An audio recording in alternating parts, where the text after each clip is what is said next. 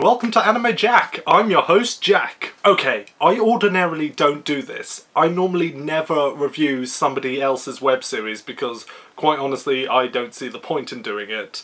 But in this circumstance, I'm going to make a one-time exception because this specific series is one a lot of people have recommended to me, and I know there's been some big news as of late in regards to it.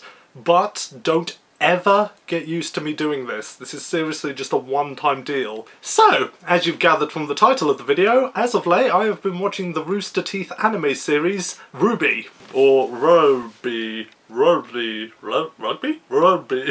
RWBY? That's not how you spell Ruby! The internet's spelling and grammar is already bad enough as it is, and you're just making it worse, Rooster Teeth. For shame. Oh gosh, not that they're ever going to, but if Rooster Teeth ever watch this video, I am just kidding, I love you guys are awesome.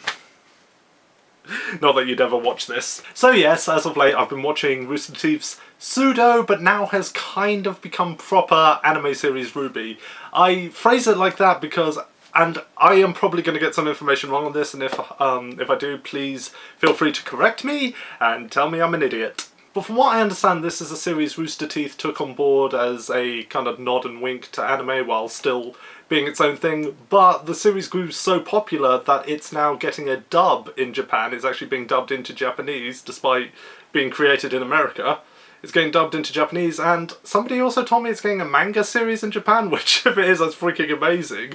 So, kudos to you guys for accomplishing that. It's kind of in the vein of the Avatar franchise. Not the James Cameron one, obviously. I mean the Nickelodeon one, in the sense that, yeah, it's an American cartoon, but it does have a lot of anime influences to it. Although in the case of Avatar, there was a lot of other Asian influences to it. But you get what I'm saying when I make that comparison. But why am I bothering to explain the story behind it when most of you watching already know what the deal is with that series? So you probably want to hear what I think of the series. I think it's pretty good, actually. I've finished watching the first season, and I'm currently making my way through the second season, and yeah, it's actually, honestly, it's a decent series. It's got a decent enough plot to it, the characters are very likeable, the voice acting is pretty good, and the action scenes are just amazing. The action scenes are what most people watch it for, because they are just simply amazing and just incredibly animated, and in fact, a lot better than certain official anime I've seen. Just saying.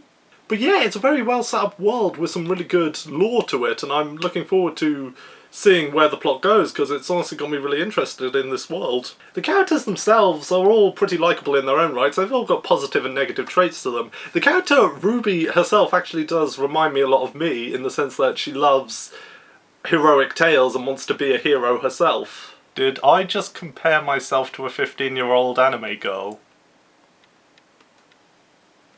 I think I have some serious issues I need to work on. The basic premise behind the plot, for like the two of you who haven't seen it and clicked on this video anyway, it basically revolves around a group of teenage girls who attend this academy which is going to train them in how they use like specialised weapons, which they're already trained in for some reason and whatnot. They're basically being trained to be like ultra cops, basically. They're called hunters and huntresses. They're being trained in how to become them, and they're meant to fight evil and whatnot. It's a plotline I've seen done before in Japanese media, and I can definitely see a Final Fantasy VIII influence behind this, but it's, you know, well, just because a concept is something we have seen before doesn't mean it can't still be executed well, even if it's one that's done before, and it is executed well here. But I do have to wonder about this world and many other series that have a premise like this. Whose bright idea was it to give teenagers these huge, dangerous weapons? Yeah, teenagers are the most emotionally stable people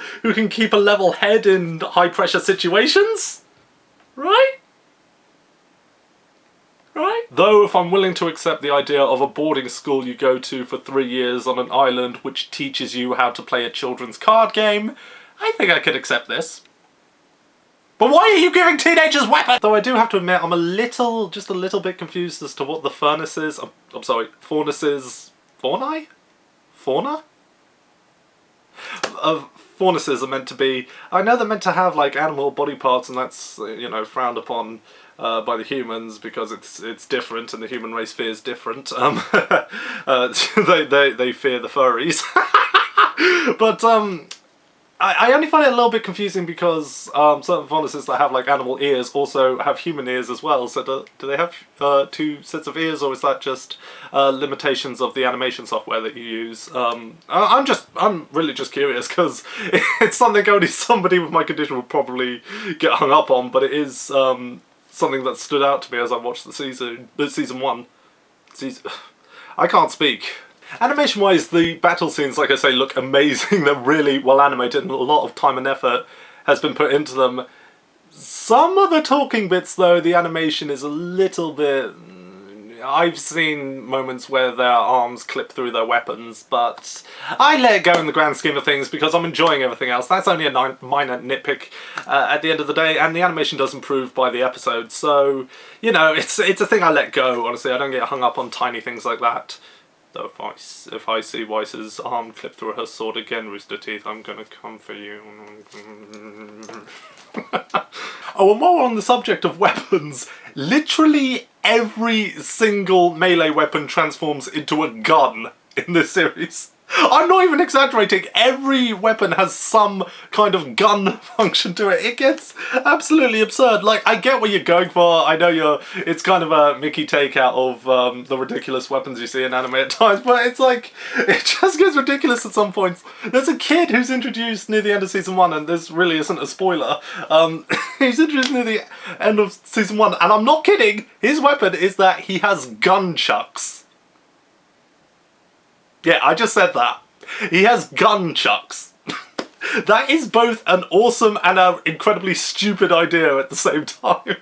It's just amazing. It kind of puts that whole thing with Fighter's idea for sword chucks into perspective. Let's see how many people get that reference. Oh, I'm old. But yeah, overall, RWBY is a very enjoyable series, and I have enjoyed what I've watched so far, and I'm looking forward to watching more. I know the 3rd season started recently, and I hopefully will have caught up before that season is finished, but we'll see. If you haven't watched this series yet because you're one of those elitist, oh, it's not a true anime because it wasn't made in Japan, or you think it's meant to be them taking the mick out of anime, I suggest you get over yourself and just watch it.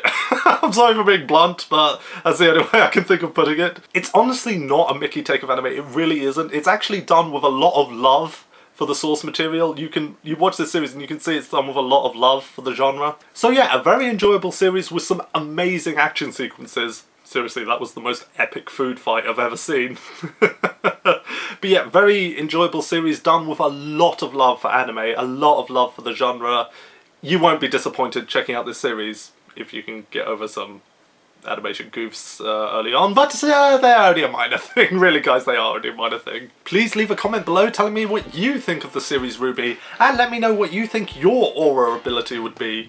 I forget what the actual name for them is. I know there is an actual name, but I've forgotten it. So let me know what you think your aura ability will be. Please like, favourite, and share this video. And if you're new here, maybe I want to subscribe to see more mediocre reviews from me. Please be sure to also follow me on Twitter. This is Anime Jack, signing off!